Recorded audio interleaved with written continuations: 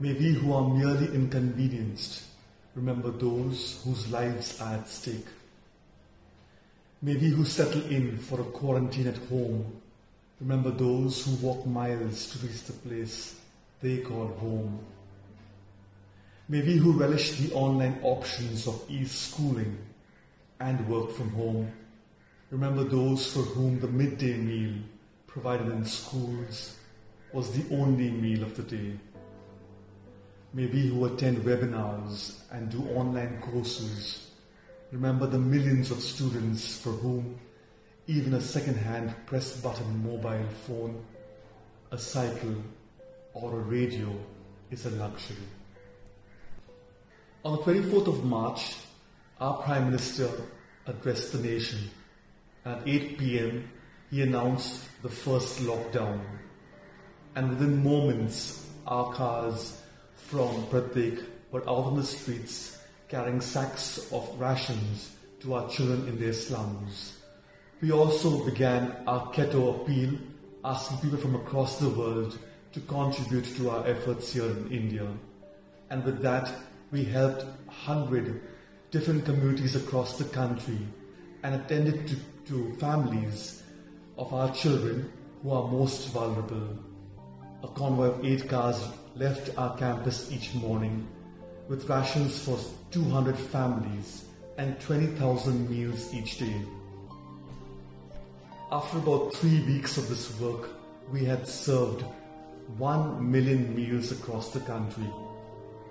But soon, we were reading in our newspapers about migrants leaving their rented homes here in Delhi and walking miles back home.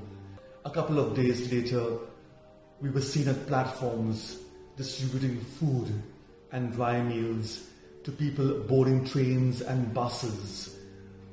We're looking at a project called A Stitch in Time, where we will provide families of migrant workers who walked back home with a sewing machine. These wives would then stitch face masks and handkerchiefs, who would then sell these for 2 rupees each and offer the families a soap. In this way, we are empowering our young people to reach out to their communities and make sure that these are safe and hygienic so as to prevent a second surge of the corona wave.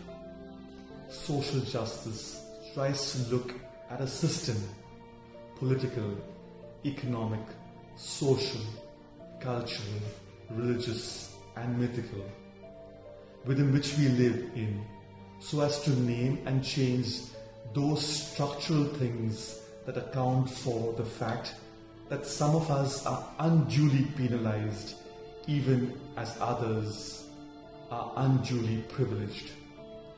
Thus, social justice has to do with issues such as poverty, inequality, war, racism, sexism, abortion, and lack of concern for ecology. Because what lies at the root of each of these is not so much someone's private sin and some individual's private inadequacy, but rather a huge blind system that is inherently unfair.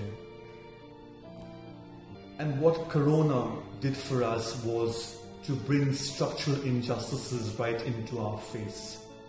What was a reality for years here in India suddenly became conscious into our awareness. It was a structural injustice that was rampant in India. It is India's richest 1% of the population that holds 42% of the national wealth, while the bottom 50%, the majority of the population owns merely 3% of the whole national wealth. And while the Indians brag about being a $3 trillion nation economy, it's worth thinking about how this money is distributed, how wealth is distributed.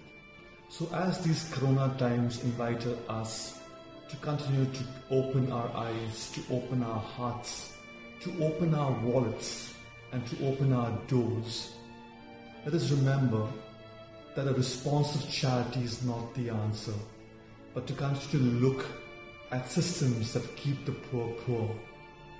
And while you do respond in charity to the most vulnerable in chronic times, we invite you to ask the difficult questions to our governments, to ask them to make laws and make schemes and systems more equitable, more just, more inclusive, and more fair.